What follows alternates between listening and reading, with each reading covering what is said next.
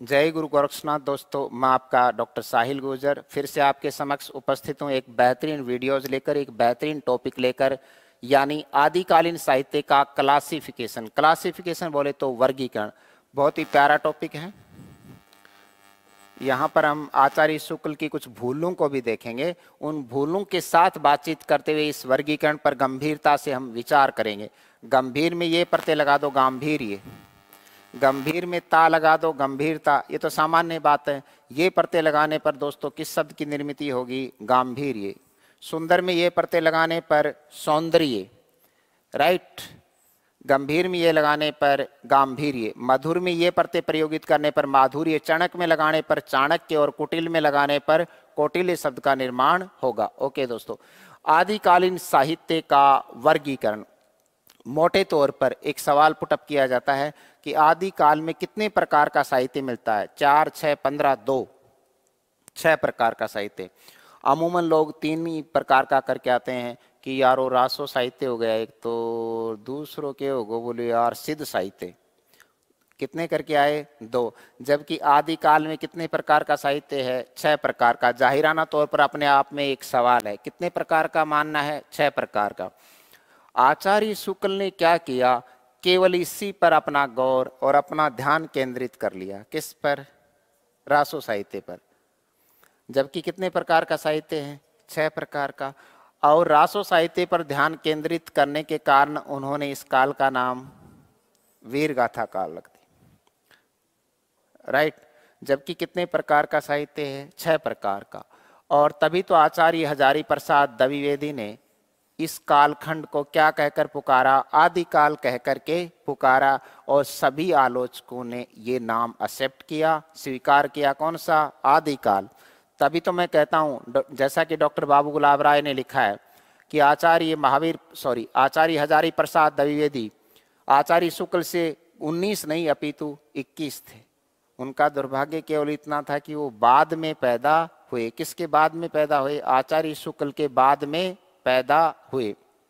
परंतु आचार्य शुक्ल ने जो निष्कर्ष निकाले, उन निष्कर्षों को अगर किसी व्यक्ति ने हिलाया है तो उसे आचार्य हजारी प्रसाद द्विवेदी की संज्ञा प्राप्त है। किसकी संज्ञा प्राप्त है? आचार्य हजारी प्रसाद द्विवेदी की संज्ञा प्राप्त है। उन्होंने यहाँ भी हिला दिया और अपने तर्क दिए। और इस काल का नामकरण आचार्य हजारी प्रसाद द्विवेदी व डॉक्टर रमा शंकर शुक्ल रसाल ने क्या रखा है? आदिकाल। और सभी आलोचकों ने इस पर अपनी सहमति जाहिर की। तो यहाँ शुक्ल की अवधारणाओं को खंडित कर दिया। किसने? हजारी प्रसाद द्विवेदी ने। Right sir. फिर हम बातचीत करेंगे जब आप अपने सामने आएगा 20वीं सदी का बाण भट्ट, व्योमकेश दरवेश, आचार्य हजारी प्रसाद द्विवेदी। जब भी हमारे फलक पर यहाँ पर अंगड़ाई लेगा तब हम बखूबी से बातचीत करेंगे। किस पर? हजारी प्रसाद द्विवेदी पर। बहरहाल हम अपने टॉपिक पर आते हैं। पहला जो साहित्य 7वीं सदी में सिद्ध साहित्य मिलता है। कौन सा साहित्य मिलता है दोस्तों? सिद्ध। और मैं आपको याद करवा दूं, सिद्ध 6 और 7वीं सदी। कौन सी सदी? 7वीं सदी। 6 सिद्ध और 6 7वीं। और हिंदी का पहला कवि सरहप्पा। अब आपको याद हो गया, 6 सिद्ध, 6 7वीं और 6 सरहप्पा, राइट। सिद्ध जो युग है, सिद्धों का युग है, वो कौन सी सदी से शुरू होता है? 7वीं सदी से। यानी उत्तर अपभ्रंश, यानी अवट भाषा थी। उस समय कौन सी भाषा थी? अवट भाषा थी। Right sir. सरहप्पा को हिंदी का पहला कवि मानने का गौरव जाता है। राहुल सांग करता है इनको। ये वही सरहप्पा हैं जिन्हें सरोज वज्र व राहुल भद्र के नाम से भी जाना जाता है। अब आगे देखिए, नाथ में 9 है, तो नाथ कौन सी सदी में हुए? 9वीं सदी में हुए। कितने नाथ? 9। कितने नाथ हुए? 9। तो याद रखिए, नए नाथ कौन सी सदी में हुए? 9वीं सदी में। उनकी संख्या कितनी है? 9 है, जिसमें पहला नाथ है गुरु गोरक्षनाथ। Right sir. जो कि किसके शिष्य थे? सिद्धों के। सिद्ध अंतिम सिद्ध मत्स्येंद्र नाथ के शिष्य थे। हालांकि मत्स्येंद्र के आगे एक शब्द लगता है नाथ, तो अमूमन मत्स्येंद्र को लोग क्या मानने की भूल करते हैं? नाथ मानने की भूल करते हैं, जबकि ये प्रमुख क्या थे? सिद्ध थे। जिसे काबुल की 64 जोगनियां भक्षण कर कर कहाँ ले गई थी? काबुल ले गई थी। और छुड़ा के लाए कौन? गोरक्षनाथ। इसीलिए कहा गया गुरु गुड़ रह गया और चेला शक्कर हो गया। ये लोकोक्ति स्वयं कही है। किसने? मत्स्येंद्र नाथ ने। राइट। इसके बाद आता है जैन साहित्य। मैं आपको समझा देता हूं दोस्तों। जिन का मतलब होता है इंद्री, ये जिन नहीं है। जिन का मतलब होता है प्रेत आत्मा, ये जिन है, वो होता है जिन। राइट। कोई बुरी आत्मा हो, प्रेत है जो आत्मा, दैट इज कॉल्ड जिन। राइट। ये मैंने क्या लिखा है? जिन, दैट इज कॉल्ड प्रेतात्मा, दैट इज कॉल्ड इंद्री। जो व्यक्ति अपनी इंद्रियों पर विजय प्राप्त कर लेता है वो कहलाता है जैन। अ प्रत्यय लगा है किसमें? जिन में अ प्रत्यय प्रयोगित करने पर जैन, शिव में अ प्रत्यय प्रयोगित करने पर शैव। सर समझ में आ गया? जयशंकर प्रसाद पर कौन से दर्शन का गहरा प्रभाव रहा? शैव दर्शन का। अब लो इसको रटने की आवश्यकता नहीं है। सर कैसे? जयशंकर में खुद ही शंकर आ रहा है, खुद ही शंकर है जय शंकर। तो शैव दर्शन का प्रभाव है किस पर? जयशंकर प्रसाद पर। जीव में अ प्रत्यय लगा दें तो जैव। किस शब्द की निर्मित होती है? जैव। इसीलिए साइंस में हम कौन सा विकास पढ़ते हैं? जैव विकास पढ़ते हैं। Right sir. इंद्रियों पर विजय प्राप्त करें उनको क्या कहा गया है? जैन। चाहे वो करें या नहीं करें, मुझे इससे कोई ताल्लुकात नहीं है। मैं इसका अर्थ बता रहा हूं। किसका? जैन का। राइट। जो इंद्रियों पर विजय प्राप्त कर लेता है कहलाता है जैन, चाहे वो करें या नहीं करें। सर कैसे? किसी का नाम धर्मपाल है, अब वो प्याऊ के मटके फोड़ता है तो मैं क्या करूं? नाम तो उसका क्या है? धर्मपाल है। मटके किसके फोड़ रहा है? प्याऊ के। तो मैं उसमें कुछ नहीं कर सकता। किसी का नाम संतरा है, काचरा किसी सुगंध को ना है आगली में, जन नाम तो उसका क्या है? संतरा। तो इससे मेरा कोई लेना देना नहीं है। मतलब इंद्रियों पर विजय प्राप्त करने वाला हर व्यक्ति क्या कहलाता है? जैन। जैन साहित्य राम के चरित्र पर केंद्रित। किसके चरित्र पर केंद्रित है? राम। उस राम की पूजा करते हैं जो कि शस्त्रधारी नहीं है, जिनके पास में कोई शस्त्र नहीं है। उस हनुमान जी की पूजा करते हैं जिसके पास गदा नहीं है। तो ये अहिंसा रूप में पूजा करते हैं। कौन से रूप में? अहिंसा रूप में। जैन साहित्य किस पर केंद्रित है? तो लोग लिख के आते हैं ऑप्शन में भगवान महावीर। ऐसा नहीं है। भगवान महावीर तो 24वें तीर्थकर हुए। इससे पहले वो उदय हो गया था किसका? जैन धर्म का। ऋषभदेव ने किया, तीर्थ में थे शायद ऋषभदेव। तो राम को ही आधार मानकर, राम के पवित्र चरित्र को केंद्र में रखकर ही रचा गया था कौन सा साहित्य? जैन साहित्य। क्वेश्चन ये पुटअप होता है कि आचार्य शुक्ल ने निम्नांकित में से किस साहित्य को साहित्य का दर्जा ही नहीं दिया? जैन साहित्य। और इसको धार्मिक प्रवचन कहकर नकार दिया। किसको धार्मिक प्रवचन कहकर नकार दिया? जैन साहित्य को। ये हमेशा पूछा जाने वाला प्रश्न है, लेकिन मुंह बंद कर देते हैं। कौन? हजारी प्रसाद द्विवेदी। किसका मुंह बंद कर देते हैं? शुक्ल का। जब वो ये कहते हैं कि फिर तो रामचरितमानस भी साहित्य नहीं है, वो भी तो हिंदुओं का धार्मिक साहित्य है, वो भी तो हिंदुओं का क्या है? धार्मिक साहित्य। फिर शुक्ल मौन साध लेते हैं। क्या साध लेते हैं? मौन साध लेते हैं। कौन? आचार्य शुक्ल। फिर आगे देखिए, आचार्य शुक्ल कहते हैं कबीर मेरी कलम के लायक ही नहीं है। अरे बाण को, कबीर मेरी कलम के लायक ही नहीं है। कौन कह रहा है? आचार्य शुक्ल। उसका मूल्यांकन ही नहीं कर रहा। किसका? कबीर का। कौन?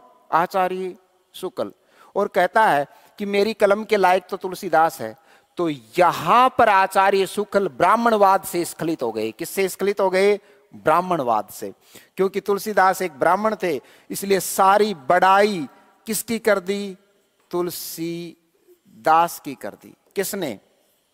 शुक्ल ने। और अपने आलोचनात्मक ग्रंथ किसको ध्यान में रखकर लिखने लगे?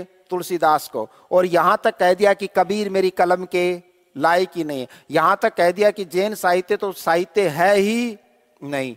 फिर आए कौन? 20वीं सदी के बाण भट्ट आचार्य हजारी प्रसाद द्विवेदी। उन्होंने कहा कबीर मेरी कलम के लायक है। मेरी तरह थे। कबीर किसकी कलम के लायक है? मेरी कलम के लायक है। और मैं करूंगा किस पर बातचीत? कबीर पर। और तब लिखा, अपनी किताब ही लिख दी कबीर पर 1942 में। किसने?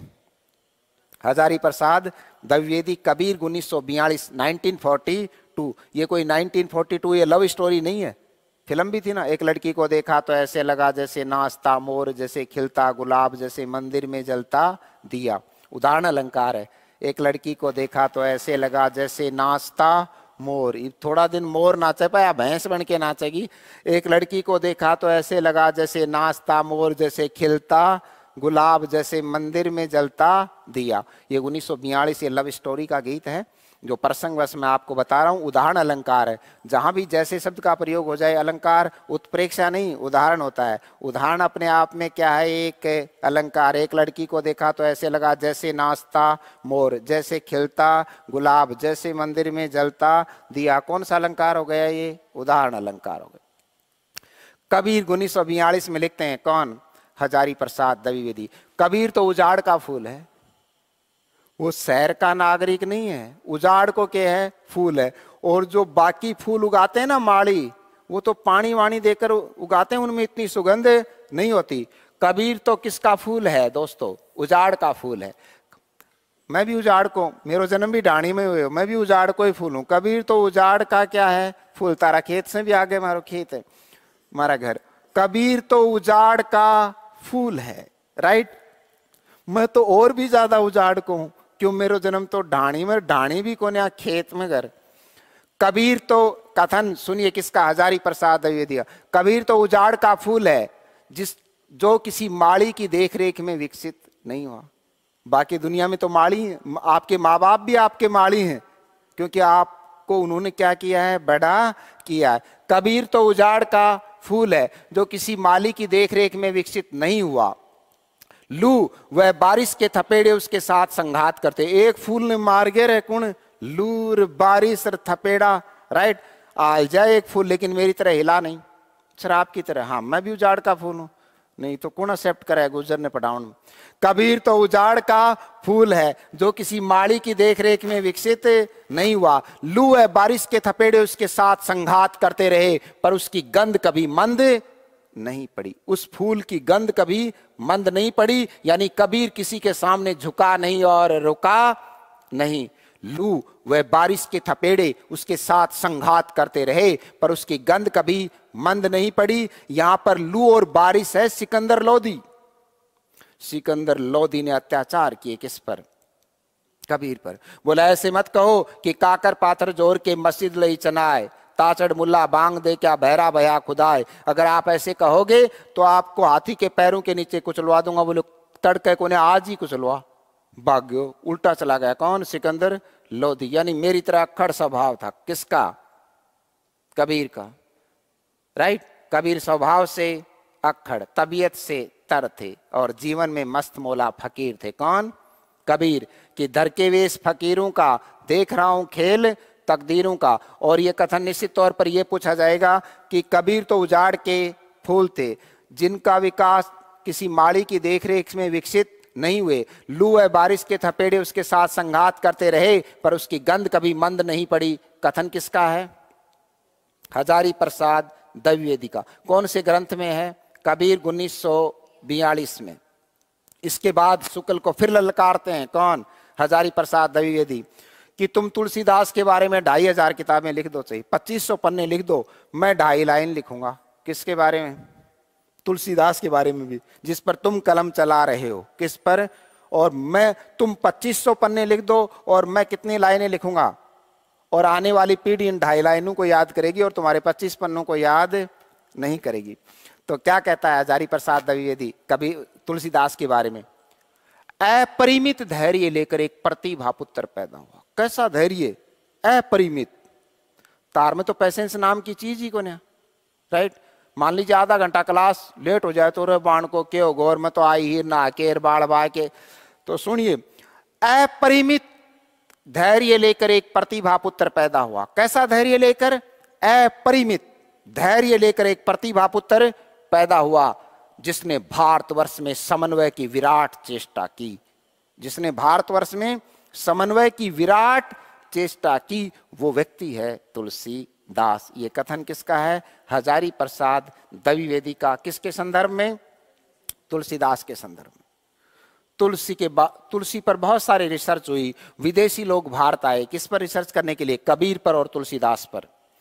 तभी तो भक्तमाल का रचयिता नाभादास क्या कहता है, वो व्यक्ति जिसे भक्तमाल का रचयिता नाभादास कलिकाल का वाल्मीकि कहता है, वो व्यक्ति जिसे भक्तमाल का रचयिता कौन, नाभादास कलिकाल का वाल्मीकि कहता है, वो व्यक्ति जिसे प्रख्यात इतिहासकार और ललित निबंधकार गोल्ड स्मिथ मुगल काल का सबसे महान व्यक्ति कहता है, the greatest person of the Mughal empire, तो वो व्यक्ति जिसे प्रख्यात भाषा वैज्ञानिक doctor George Grierson Buddha Dev के बाद भारत का सबसे बड़ा लोकनायक कहता है, वो व्यक्ति है तुलसीदास, राइट। तो अन्य बहुत सारे आलोचकों ने भी कलम चलाई किस पर, तुलसीदास पर, राइट। नाउ हम किस पर थे, जैन साहित्य पर थे। रस में ऐ प्रत्यय लगा दो, रास, इसलिए भगवान कृष्ण को भी कौन सी लीलाएं करनी पड़ी, रास लीलाएं करनी पड़ी, राइट। अब रास लीला श्रृंगार में भी हो सकती है और वीर रस में भी, किसी में भी हो सकती है। इस रासो साहित्य को आचार्य शुक्ल ने केवल झगड़ा समझा, और झगड़ा में या तो रौद्र रस होता है या वीर रस। अमूमन जब बाहर बहुत ज्यादा आवाज आ रही हो, रोड़ा हो रहा हो, जना तो दो दोआ मिला के एक रोड़ो बना दो, बहुत ज्यादा रोड़ा हो रहा है, जना लोग कहें देखो भाई के रासो हो रहे हो, के रासो, तो रासो का मतलब युद्ध या झगड़ा, युद्ध या झगड़ा।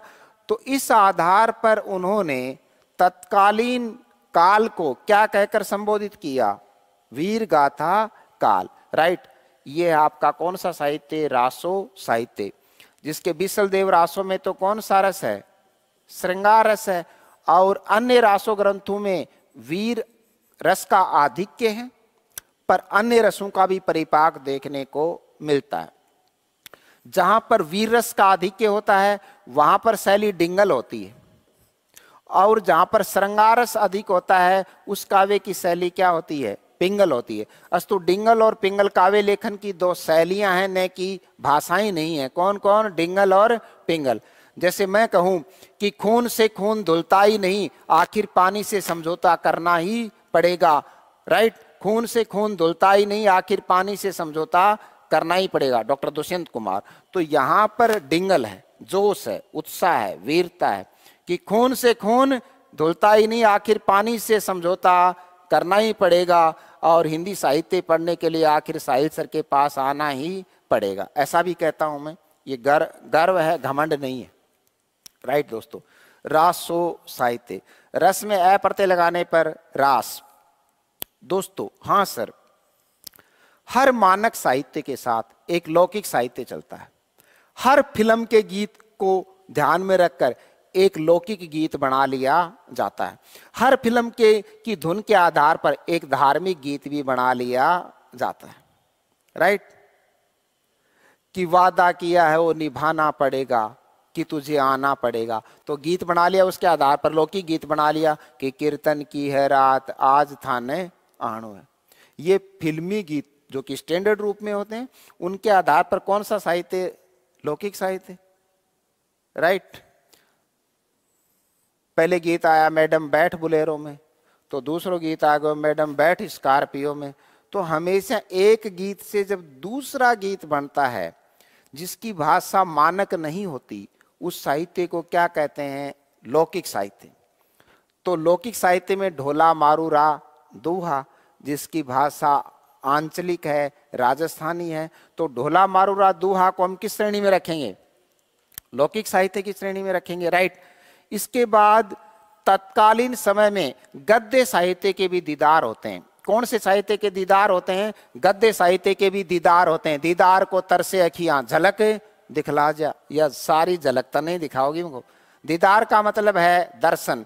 तो हमें तीन रचनाएं तत्कालीन समय में किसकी भी मिलती हैं, गद्य की, तो उसे हम कौन सा साहित्य कहकर संबोधित करते हैं, गद्य साहित्य। तो दोस्तों इस प्रकार आदि काल में कितने प्रकार का साहित्य उपलब्ध होता है, 6 प्रकार का। इसका वर्गीकरण, इसका क्लासिफिकेशन कितने आधार पर किया जाता है, 6 आधारों पर, और 6 ही साहित्य अपने आप में क्या है, अपनी अपनी जगह पर श्रेष्ठ हैं। हालांकि आचार्य शुक्ल ने किसको ध्यान में रखा, रासो साहित्य को, कौन से साहित्य को नकार दिया? जैन साहित्य को। और किसको पहला कवि स्वीकार किया? मुंज को। जबकि जो सिद्ध है कौन? सरहप्पा, वही हिंदी का पहला कवि क्या होता है? सिद्ध होता है। अमूमन लोग कहते हैं आचार्य शुक्ल को पढ़ा करो, लोग आपको शिक्षा देते हैं आचार्य शुक्ल को अकेला पढ़ने से काम नहीं चलेगा। कुछ लोग कहेंगे डॉक्टर नगेंद्र को पढ़ो, नगेंद्र को भी पढ़ने से काम नहीं चलेगा। आप 10 हिंदी साहित्य के इतिहास आपको पढ़ने पड़ेंगे, जैसे शिव कुमार शर्मा का हिंदी साहित्य युग और प्रवृत्तियां, 10 आप लोग पढ़ नहीं सकते। हाँ सर, तभी तो मैं पढ़ा रहा हूँ, आप मुझसे पढ़िए ना, 10 को पढ़ने की आपको आवश्यकता ही नहीं है। और लोग पढ़ाते हैं और साहिल सर क्या कराते हैं? याद कराते हैं। मैंने जो पढ़ा दिया वो कभी भी विस्मृति के गर्भ में नहीं जाएगा। किसके गर्भ में नहीं जाएगा? विस्मृति के गर्भ में नहीं जाएगा, राइट। इसलिए तो महानतम रचना राहुल शंकरतैन की विस्मृति के गर्भ में। किसके गर्भ में? विस्मृति के गर्भ में। ये महानतम रचना किसकी है? राहुल शंकरतैन की।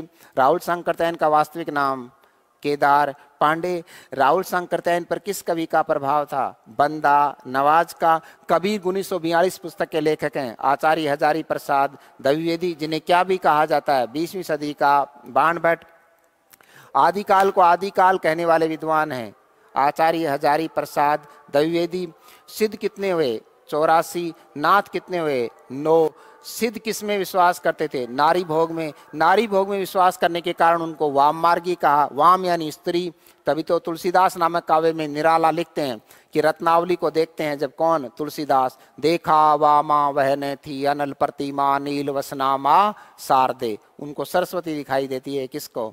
तुलसीदास को। किस में? अपनी पत्नी रत्नावली में। फिर हाथ जोड़ लेते हैं कौन? तुलसीदास। किसके सामने? रत्नावली के सामने। ऐसे हाथ जोड़े, रत्ना ये विदा सदा के लिए, ये विदा सदा के लिए। और फिर कभी नहीं मिले किससे आकर के? रत्नावली से। बाकी आप लोग अपनी पत्नियों से लड़ लो या कुछ लड़कियां अपने पति से लड़ लें, 2-1 दिन 3-1 दिन नाराज रहती हैं और फिर वापस आकर के क्या कर लेती हैं? समझौता कर लेती हैं। अपने बच्चे को बोलती हैं दीपू तेरे पापा को कह देना कि पैंट के प्रेस कर दिए। अब इनडायरेक्ट तो उसको ही बोल रही है, दीपू 6 महीने का है, उसको आवाज़ ही नहीं है, बोलना ही नहीं आता किसको? दीपू को। फिर भी बोलती है दीपू तेरे पापा से कह दे, तेरे पापा ने कह दे चीनी लेके आओगे। अब अप्रत्यक्ष तौर पर बच्चा सेतु का काम कर रहा है। इसीलिए तो संतानें किसका काम करती हैं? सेतु का काम करती हैं।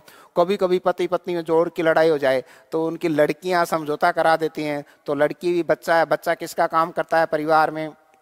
सेतु का काम करता है। पति पत्नी में जब क्या होती है? तकरार होती है, तब ऐसा होता है। इसके बारे में और ज़्यादा डिटेल से बात फिर कभी किसी क्लास में मैं करूँगा, राइट। आप लोगों की भी तकरार होती होगी जो भी शादीशुदा हैं। सर हमारी तो कभी हुई ही नहीं, सर हमें तो जानू कहकर पुकारते हैं, सब जानू जुनू आ जाएंगे, मैं बता दूंगा तो चुपचाप रहो। कितने प्रकार का साहित्य मिलता है दोस्तों? 6 प्रकार का साहित्य मिलता है। ओके, अब हम आगे बढ़ें। यस सर, आगे बढ़िए।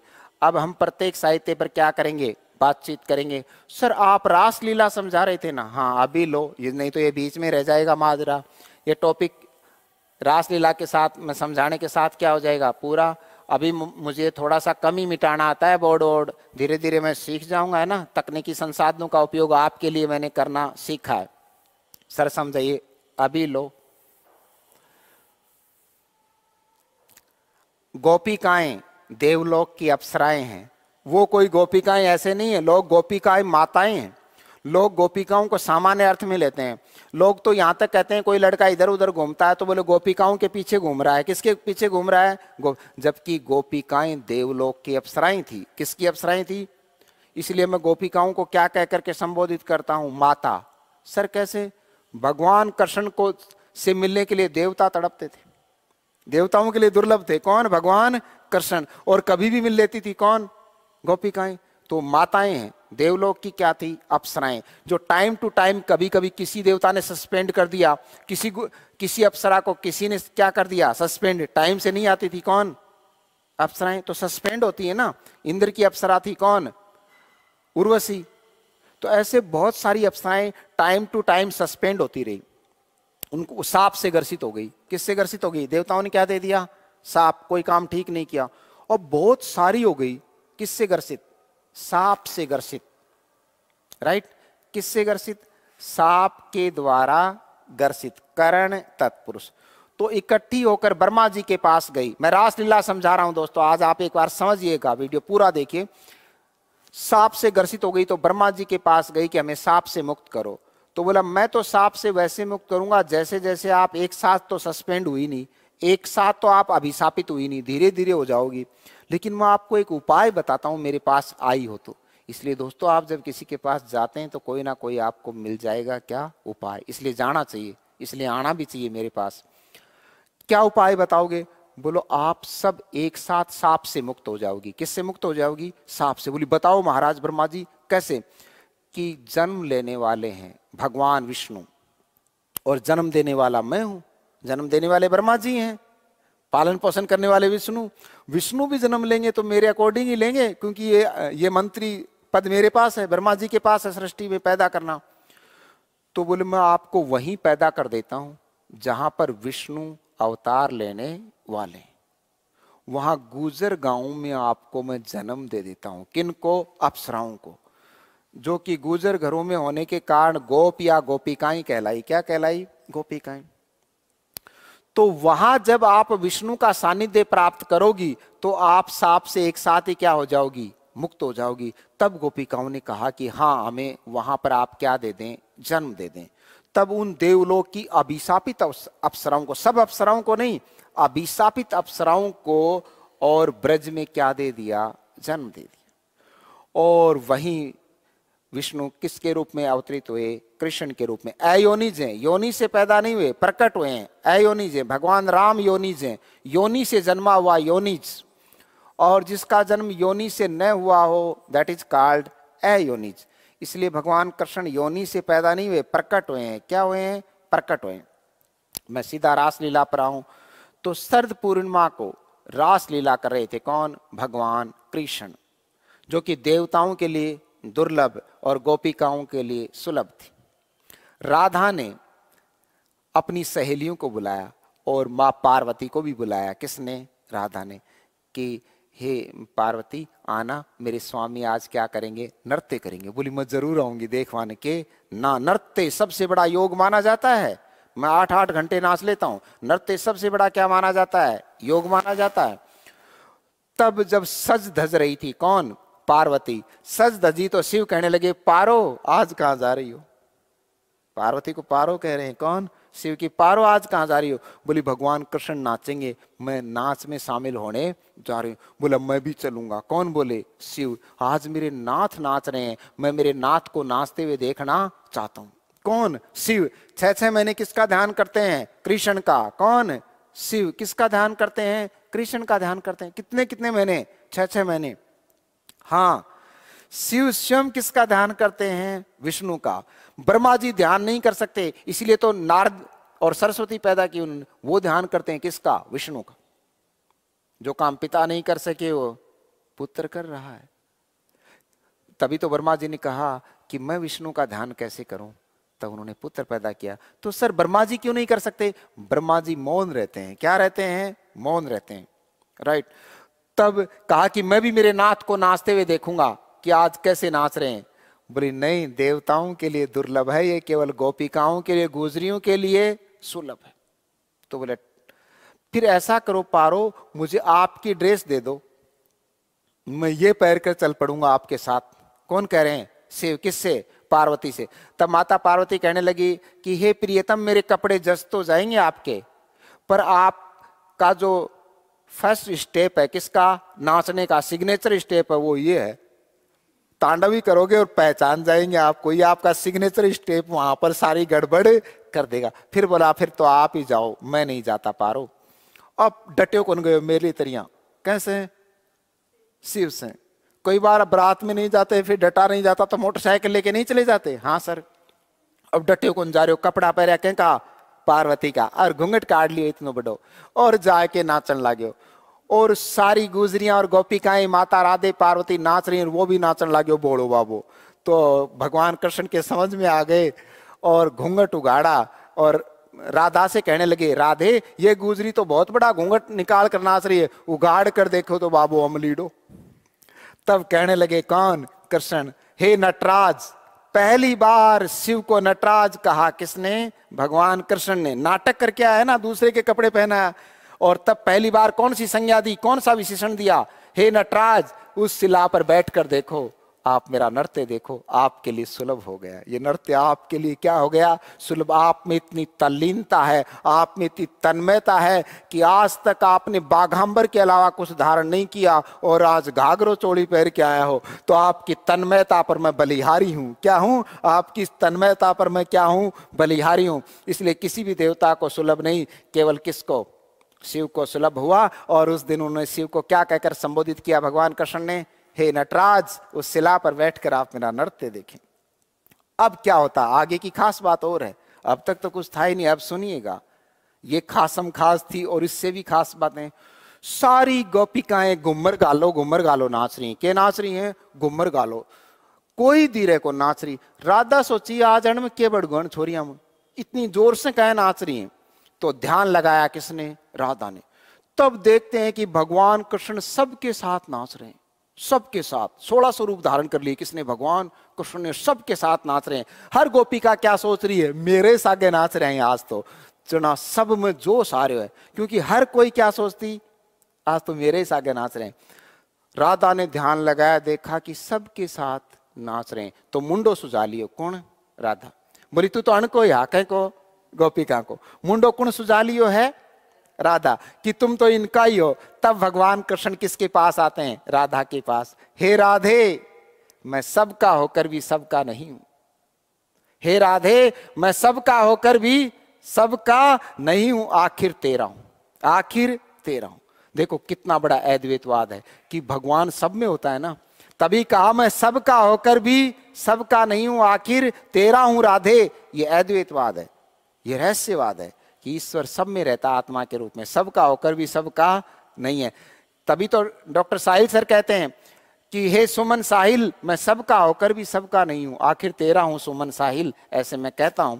तो इसीलिए भगवान कृष्ण कहते हैं कि मैं सबका होकर भी सबका नहीं हूं, आखिर तेरा हूं राधे। और शरद पूर्णिमा को रात को खीर बनाकर खाई जाती है, खीर बनाते हैं और सुबह खाई जाती है प्रसाद के रूप में। तो बहुत सारे रोगों से क्या मिल जाती है? मुक्ति। ये था प्रसंग किसका?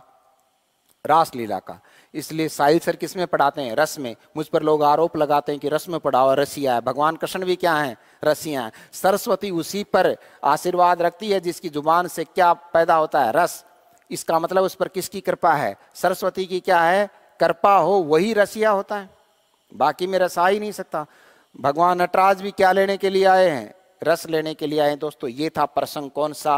रासलीला का। अब हम आगे बढ़ते हैं। ओके, अखे, अंग्रेजी में बोले तो अखे।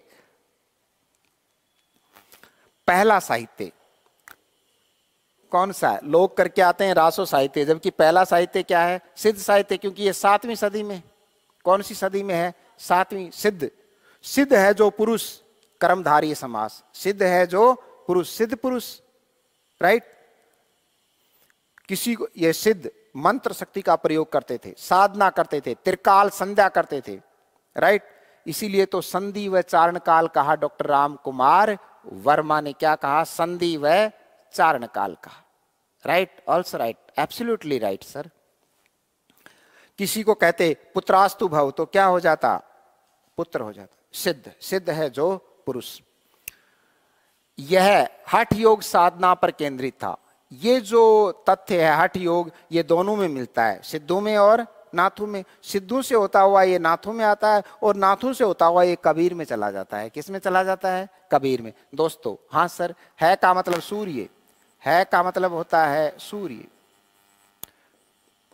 है का शाब्दिक अर्थ सूर्य, ठे का शाब्दिक अर्थ होता है दोस्तों चंद्रमा। सूर्य और चंद्रमा की कलाओं के अनुसार जो साधना की जाती है उसको हठ योग साधना कहते हैं। है पेट, आग्नास है। पेट में क्या होता है? अग्नि। अग्नि का मतलब सूर्य है। ठे का मतलब होता है चंद्रमा। और सूर्य और चंद्रमा की कलाओं के अनुसार जो साधना की जाती है चंद्र ग्रहण या सूर्य ग्रहण में भी, उसको क्या कहते हैं? हठ योग साधना। अमूमन लोग इसका अर्थ क्या समझते हैं? जिद। बोले त्रिया हठ, बाल हठ। हठ का मतलब लोग क्या समझते हैं? जिद समझते हैं। जिद मंत्र शक्ति की थी। जिद किसकी थी? मंत्र शक्ति की थी इनके पास। यह हठ योग साधना पर केंद्रित था। यह साहित्य 7वीं सदी में शुरू होता है और सिद्ध संख्या में कितने थे? 84, जिसमें सरहप्पा को हिंदी का पहला या प्रथम कवि स्वीकार किया गया। ये थोड़ा सा मैं ठीक लिख देता हूं, सरहप्पा। जैसे लुईपा, जैसे कड़हप्पा, राइट। ये सरहप्पा, ये अणे नहीं दोस्तों, क्या है, पै, जिनमें सरहप्पा को हिंदी का प्रथम कवि स्वीकार किया गया। और जो अब आपके स्क्रीन पर जो पंक्तियां अंगड़ाई ले रही हैं वो निश्चित तौर पर पूछी जाती हैं और पूछी जाती रहेंगी। सर कौन सी? देर, लुक एयर, यहां देखिए। थोड़ी देर पहले भी मैंने गुजारिश करी थी, ये कथन किसका है, ये पंक्ति किसकी है? सरहप्पा की है। क्या कहते हैं? मैं एक ऐसी जगह पर मेरा मन रहता है, ऐसी जगह पर मैं रहता हूं योग के द्वारा। किसके द्वारा? योग के द्वारा। तभी तो योग के द्वारा गुरु गोरक्षनाथ यहाँ बैठे थे और पाताल लोक चले गए थे। कहाँ? पाताल लोक। और शेषनाग से कहने लगे कि पदम नागड़ो देवो, कौन सो नागड़ो? पदम नागड़ो। और पदम नाग जब उपस्थित हुआ तो कहा पदम नाग से, गूगल की लकड़ी बन जाओ और मेरे धूणे पर जाओ। कि क्या की लकड़ी बन जाओ पदम नागड़ा? गूगल की लकड़ी बन जाओ और मेरे धूणे पर जाओ। धूणे पर आ गए, गूगल की लकड़ी बन गए, और वो गूगल की लकड़ी किसको? महारानी बाछल को दे दी और गोगा जी का जन्म हुआ। किसका जन्म हुआ? गोगा जी का। तो पद्मनाग अवतारी हैं कौन? पद्मनागड़ो। कुणसो नागड़ो, पद्मनागड़ा है कौन? गोगा जी पद्मनाग के अवतार है। सबसे खतरनाक कौन सा होता है? तक्षक नाग। सबसे खतरनाक जो नाग होता है वो तक्षक नाग। तभी तो तेजा जी की सासू ने तेजा जी को कहा था, ताने डसियो ताखी नाग, ताने डसियो ताखी नाग। सबसे जहरीला कौन सा होता है? तक्षक, जिसे राजस्थानी भाषा में क्या कहा जाता है? ताखी। क्या कहा जाता है? ताखी। जबकि सबसे श्रेष्ठ होता है, देखो श्रेष्ठ और जहरीले में अंतर है, सबसे श्रेष्ठ होता है पद्मनाग। अब इन दोनों की वर्चस्व की जंग रहती है, दोनों में किसकी जंग रहती है? वर्चस्व की। सबसे ज्यादा जहर तक्षक में। तक्षक नाग ही तो आया था किसको? राजा परीक्षित को डसने के लिए, जिसे कलयुग की क्या हो जाती है? शुरुआत हो जाती है। सबसे जहरीला तक्षक और सबसे श्रेष्ठ पद्मनाग। पद्मनाग ने मानव जीवन में अवतार ले लिया गोगा जी के रूप में। तब सोचा किसने? तक्षक ने, कि इसकी माता को डस लूंगा तो दोनों मर जाएंगे, मेरा दुश्मन भी मर जाएगा, गर्भ में ही मर जाएगा ना मेरा दुश्मन। गर्भ में है ना, किसके गर्भ में? ददरेवा की महारानी बाछल के गर्भ में। चूरू ददरेवा की महारानी बाछल के गर्भ में थे कौन? पद्मनाग। तो किसको डस लिया था? महारानी बाछल को। किसने? तक्षक नाग। उन्हीं की पत्नी दोनों आया डसवा खातर कि आज तो डस लियो। दोनों जन आया तक्षकनीर तक्षक। डसी किने? महारानी बाछल। गर्भ में से निकले कौन? प्रकट हो गई कौन? पद्मनाग। और पकड़ी गड़पटी कह की? तक्षक की, कि जहर उतारो मारी माइड रो, नहीं तो आज ही ताना LBW आउट करूं। क्योंकि अच्छे व्यक्ति छेड़ते नहीं, तब तक नहीं छेड़ते जब तक कि बात गले के ऊपर नहीं आ जाती, कि आ ताने छोड़ू को नहीं। जना तक्षक की पत्नी कहे कि जहर तो देला उतार, थे न मारो मत। बोलो ठीक है उतार दो जहर, राइट। और ये घटना है किसकी? पद्मनाग की और तक्षक नाग की। तो दोस्तों सिद्ध संख्या में कितने थे? 84। और सरहप्पा को हिंदी का पहला कवि अंगीकार या स्वीकार किया किसने? राहुल शंकरतैन ने। पढ़ते हैं, ये कथन हमेशा अमूमन पूछा जाता है। जहां मन पवन नहीं संचरी, एक ऐसी जगह है जहां ना तो मन जा सकता ना पवन, दोनों का ही संचरण नहीं हो सकता। सलेस अलंकार है, जहां मन भी संचरण नहीं कर सकता और जहां पवन भी संचरण नहीं कर सकता, सलेस अलंकार है। आप मेरे वीडियो पूरे देखिए और फिर बाकी लोगों को पढ़िएगा, यकीनन आपको पता चलेगा कि किस व्यक्ति ने साहित्य, वास्तव में साहित्य पढ़ाया। पर पूरा देखिए, बिना पूरे कोई काम नहीं है। अपरिमित धैर्य रखिएगा दोस्तों। कौन सा धैर्य? अपरिमित। आप मेरे दृष्टांत, बिना दृष्टांत के पढ़ाना ही नहीं है, फिर तो कोरा वाचन है, और कोरा वाचन किसी काम का नहीं होता। अगर नारद ही ज्ञान देते तो ज्ञान कोई काम का नहीं था। तभी तो मां सरस्वती को आना पड़ा और ज्ञान सरस हो गया। ज्ञान क्या हो गया? सरस। रस रहित ज्ञान और रस रहित काव्य एक प्रलाप मात्र है। क्या मात्र है? एक विलाप है। क्या है? एक प्रलाप है, जिसे किसी भी तथ्य की सिद्धि नहीं होती। और रस ही काव्य की आत्मा है। रस ही किसकी आत्मा है? काव्य की। भरत मुनि भी रसवादी हैं, आचार्य आनंदवर्धन स्वयं रसवादी हैं, आचार्य शुक्ल रसवादी हैं। आचार्य शुक्ल क्या है? रसवादी। डॉक्टर नगेंद्र क्या है? रसवादी। डॉक्टर साहिल क्या है? रसवादी। सर आप रसवादी कैसे हो? मैंने आलोचनात्मक ग्रंथ लिखा है जिसमें रस को वरीयता दी है। किसको वरीयता दी है? रस को। क्या कहता है सुनिए, एक बिंब बनेगा आपके सामने। मैं एक ऐसी जगह पर रहता हूं, एक बिंब बनेगा आपके सामने, एक इमेज बनेगी आपके सामने। जह मन पवन नहीं संचरई, सलेस अलंकार है दोस्तों। कौन सा अलंकार है? सलेस, जहां मन और पवन का भी संचरण नहीं होता। रवि शशि ना है पवेश, जहां ना तो सूर्य की किरणें जाती हैं उल्टी जगह और ना चंद्रमा, ये नीचे हैं, तो ऊपर प्रकाश कैसे देंगे? विरोधाभास अलंकार है। आप लोग ये सोच सकते हो कि अरे बारह सूर्य और चंद्रमा भी कौन जाए, अये की भी कोई जगह हो उसके कि हाँ अये की जगह है, मैंने देखी है, मैं वहां से आया भी हूँ, जाके भी आया हूँ, फिर मानव योनि में फिर से आ गया। सर क्यों? आपका उद्धार करने के लिए। जब आप देवलोक जाओगी तब देव वहां पर यमराज का जो मंत्री है चित्रगुप्त, और सबको वहां सजा दी जाती है। कहां पर? देवलोक में। जब आपका नंबर आएगा तो अचानक चिल्लाएगा कौन? चित्रगुप्त, महाराज इनको सजा मत दो। बोले क्यों? कि ये बाबा साहिलनाथ के प्रवचन सुन के आई है ये बालिका। किसके प्रवचन सुन के आई है? बाबा साहिलनाथ के प्रवचन सुन के आई है। इनको तो पुष्पक विमान से ले जाओ। कौन से विमान से ले जाओ? पुष्पक विमान से, और गर्म दूध और जलेबी का इनको नाश्ता करवाओ। ये सच है जिस पर आप हंसेंगे मेरी बात सुनकर, लेकिन यही सच। कभी आपको महसूस होगा कि ये क्या है? सच। हालांकि मैं आपके बाद में आऊंगा, तब आप पृथ्वीलोक की तरफ देखोगे, अरे वाण को बाबा साहिलनाथ ने मेरा क्या कर दिया उद्धार। क्योंकि मैं 125 वर्ष पृथ्वीलोक पर रहूंगा, जीवित रहूंगा। इसलिए आप मुझसे बड़े हैं। सर बड़ा कैसे? जो पहले जाएगा वो बड़ा है, इसलिए आप मुझसे क्या है? बड़े। ये भी रहस्यवाद है कि आप मुझसे क्या हैं? बड़े। सर डराओ मता, डर थोड़ी है। जय मन ने पवन नहीं संचरी, रवि और शशि। देखो ये भ्रंश भाषा है, नहीं तो शशि ऐसे लिखा जाए। शशि मुख पर घूंघट डाले, आंचल में दीप छिपाए, मेरे जीवन की गोधूली में कौतूहल से तुम आए। जयशंकर प्रसाद ने लिखा है। किसमें? आंसू में। जब उनके जीवन में अंधियारा था तो एक प्रेमिका आई थी। किसके जीवन में? जयशंकर प्रसाद। वह भी छोड़गी रांड, क्यों नहीं छोड़गी? प्रसाद ने। तभी तो आंसू की रचना की है। किसकी रचना की है? आंसू। उस लड़की को क्या कह रहा है? देखो वह छोड़गी बेवफा, तो उसके बारे में क्या कह रहा है? शशि मुख, इतनी सोहनी, बोले इतनी सुंदरी। शशि मुख पर घूंघट डाले, आंचल में दीप छिपाए, मेरे जीवन की गोधूली में कौतूहल से तुम आए। कौतूहल से तुम आए। नारी को क्या कह रहा है? तुम आए। ये नारी के प्रति पूज्य भाव का संचार है। किसका? छायावाद का भी, और विशेषकर जयशंकर प्रसाद का भी। आया कौन लिखो? उसको गाड़ी नहीं निकाली, उस पर काव्य लिखा। कितना सम्मान कर रहा, जबकि छोड़गी कुण बाछोरी की नहीं छोड़गी प्रसाद को, फिर भी काव्य लिखा। और उसकी शुरू की लाइनें सुनिए। बहुत हैरान और परेशान हो चुके थे। कौन? प्रसाद।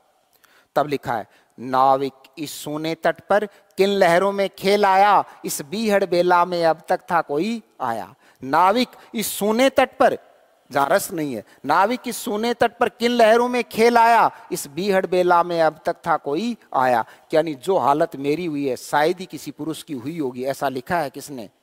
जयशंकर प्रसाद ने। ये इन लाइनों का अर्थ है। वो उन्हें छोड़ करके क्या हो गई? चली गई। जब वो उनकी जिंदगी में आई थी, हाँ सर, इससे पहले भी परेशान थे, पर कम परेशान थे। वह और ज्यादा परेशान करगी। लिखा है। किसने? प्रसाद ने। हृदय पतझड़ था। जब तुम आई थी तभी मेरा हृदय में पतझड़ी हो, कोई खास बात को नहीं। हृदय क्या था? पतझड़ था। हृदय पतझड़ था। झाड़ खड़े थे, बिना पत्ता का ठूंठ खड़ा दिल में। मेरी में को ना प्रसाद की बात है। हृदय पतझड़ था, झाड़ खड़े थे, सूखी सी फुलवारी में नव किसलय कुसुम बिछाकर आए तुम इस क्यारी में। अरे वाण को आए, देखो रहस्यवाद। आई नहीं, आए तुम इस क्यारी में। तुम जब आई, अपनी नायिका को कहते हैं, तब भी मेरा हृदय उससे पहले क्या था? पतझड़, नीरस। हृदय पतझड़ था, झाड़ खड़े थे, इस सूखी सी फुलवारी में, इस दिल रूपी गार्डन में, इस सूखी सी फुलवारी में क्या खड़े थे? झाड़ खड़े थे। नव किसलय, और नई नई कोंपड़ आ गई जब से तू आई है। नव किसलय कुसुम बिछाकर आए तुम इस क्यारी में। लेकिन फिर भी वो उनको छोड़कर चली गई। जो ही छोड़कर चली गई, प्रसाद का हृदय करुणा से भर गया। मोबाइल उस समय था नहीं, व्हाट्सएप था नहीं, मोबाइल नंबर था नहीं, इसलिए दुखी हो गए। कौन? नहीं तो वो फेसबुक पर लिख देते कि किसी बेवफा ने मेरा दामन छोड़ दिया, दोनों ने किया था प्यार मगर तू भूल गई मुझे याद रहा, ऐसा लिख देते। पर किस पे लिख दे? राइट? नहीं तो ऐसे लिख देते, ये गलियां ये चौबारा, आना ना यहाँ, दोबारा की तेरा यहाँ, कोई नहीं, ऐसे लिख, पर कहाँ लिखें? तो उनको लिखना पड़ा अपने काव्य में। क्या लिखते हैं? इस करुणा कलित हृदय में, अपने आप को समझा रहे हैं, अपने आप को धैर्य बंधा रहे हैं। इस करुणा कलित हृदय में क्यों विकल रागनी बसती है, आहाकार स्वरों में क्यों वेदना असीम गरजती है। करुण रस, इस करुणा कलित हृदय में क्यों विकल रागनी बसती है, व्याकुल कर देने वाली रागनी बजने लग गई। सर ये विकल रागनी क्या है? की बात याद आ रही है, क्योंकि प्रेमिका कहती है ना मैं तेरे लिए जान दे दूंगी, तो वह बात पाँच छह याद आवाज, जब वह बिछड़ जाए, मैं तेरे लिए ये कर दूंगी, मैं तेरे लिए ये कर दूंगी। जब वह चली जाए छोड़ के, जनाऊं कि वह बात एक साथ याद आऊं, जना दिल में एक राग पैदा हो जाता है कि पहले तो ये कहती थी कि साहिल मैं तेरे लिए जान दे दूंगी, जानू तेरे लिए मैं ये कर दूंगी, मैं तेरी सांसों में हूं, तू मेरी सांसों में, अया कहती मान लो पहले। तब वो सारी बातें क्या आती हैं याद। मेरे से किसी ने बेवफाई नहीं की, मैं प्रसाद की बात कर रहा हूं। कि इस करुणा कलित हृदय में क्यों विकल रागनी बसती है, क्यों आहाकार स्वरों में वेदना असीम गरजती है। ये पंक्तियां किस रचना से हैं? आंसू से हैं। और ये 3 बार पूछी गई, 4 बार नेट में, 3 बार फर्स्ट ग्रेड में। ये पंक्तियां किसकी हैं? जयशंकर प्रसाद की हैं। कौन सा रस है इनमें? करुण रस है। किस रचना से हैं? आंसू से हैं। आंसू का रचना काल है 1922, राइट। जय मन, इसमें शांत रस है, इसमें रहस्यवाद भी है। सिद्धों में जो रहस्यवाद है वो बाद में कबीर में आया है। किस में आया है? कबीर में आया है। इसलिए कबीर पर सिद्धों के हठयोग और नाथों के हठयोग का क्या है? प्रभाव है। जय मन ने पवन संचरई रवि शशि ना है पवेश। पवेश का मतलब प्रवेश, जहां सूर्य और चंद्रमा भी प्रवेश नहीं कर सकते, एक ऐसी जगह है। तह यानी वहां एक वट वृक्ष है। तह वट चित, चित यानी मेरा मन, चित यानी मेरा मन विश्राम करे।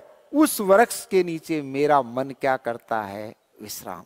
वो वृक्ष है भगवान विष्णु रूपी वृक्ष, विष्णु भगवान है। तह वट चित क्या करता हूं मैं?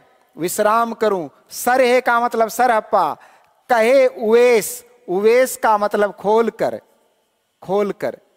आपा कौन कहा कि यार पूरी खोल के बात बता, जे बात में आपा इंटरेस्ट आवे ना, आपा कहा और बता यार पूरी बता। उवेश का मतलब खोलना, वेश रहित। वेश रहित का मतलब है किसी बात को खोल करके बताना, यानी मैं ये बात दावे के साथ कह रहा हूं। कौन कह रहा है? वेश का मतलब वेश रहित, वेश रहित का मतलब खोल कर, खोल करके, यानी दावे के साथ ये बात कर रहा, कह रहा हूं। सर हे कहे वेश, ये बात खोल कर कह रहा हूं कि मैं उस वट वृक्ष के नीचे क्या करता हूं? विश्राम करता हूं। एक ऐसी जगह है। उस जगह को डॉक्टर साहिल क्या कहते हैं? देखिए मैं समझा देता हूं उस जगह को क्या कहते हैं। वो जगह है परमेष्टि मंडल, परम प्लस इष्टि, परम प्लस इष्टि मंडल, जहां पर भगवान विष्णु का क्या है? निवास। यहां पर भगवान विष्णु रहते हैं। कौन से मंडल में रहते हैं? परमेष्टि मंडल में। अष्टलोक हैं। कितने लोक हैं? अष्टलोक। यहां पर शिवलोक है जो थोड़ा नीचे। कौन सा लोक है? शिवलोक। ये आदित्य लोक है, यानी सूर्य लोक, जिसको क्या कहते हैं? आदित्य तो नीचे आ गया ना, तभी तो भगवान कृष्ण कहते हैं आदित्य पुत्रों में मैं आदित्य हूं, आदित्य पुत्रों में मैं आदित्य हूं। देवताओं की मम्मी का नाम क्या था? अदिति। देवताओं की मम्मी का नाम क्या था? अदिति। अदिति में ये प्रत्यय लगा दो, आदित्य।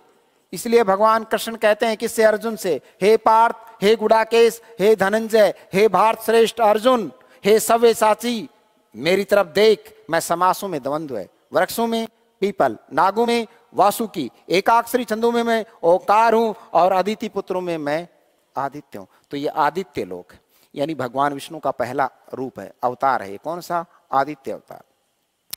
इसको सूर्य लोक कहते हैं। और यहां पर पृथ्वी के नजदीक है, चंद्रमा तो सबसे नजदीक है, तो इसकी किरणें इसमें जाती कहां है? ऊपर जाएंगी क्या? नहीं जाएंगी। नीचे कोई चीज, नीचे लाइट है तो ऊपर लाइट थोड़ी जाएगी।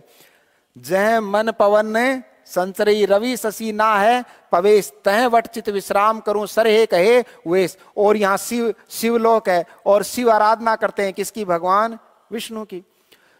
इस आदित्य लोक के नीचे पितरलोक है। कौन सा लोक है? पितरलोक। इसलिए जिनके पितर दोष है उन्हें सूर्य की उपासना करनी चाहिए। किसकी उपासना करनी चाहिए? सूर्य की। सूर्य को जलार्पित करना चाहिए, लोहाग्रल सूर्य मंदिर में जाना चाहिए या पुष्कर में जाना चाहिए।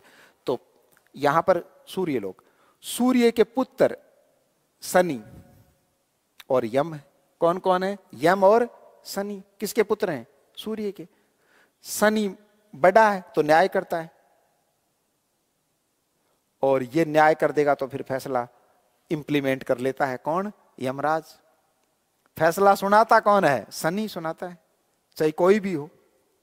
शनि के बारे में मैं बातचीत करूंगा तो नेक्स्ट किसी क्लास में, कि जब रावण ने नवग्रहों को पृथ्वीलोक पर बुला लिया था। किस पर? पृथ्वीलोक पर। और इस तरह बैठा दिया कि उनके पुत्र पैदा होने वाला था, और उस टाइम में वो पुत्र पैदा होता तो वो दुनिया में अजर और अमर रहता, उसको कोई मार ही नहीं सकता था। इस तरह बैठा दिया किसको? ग्रहों को।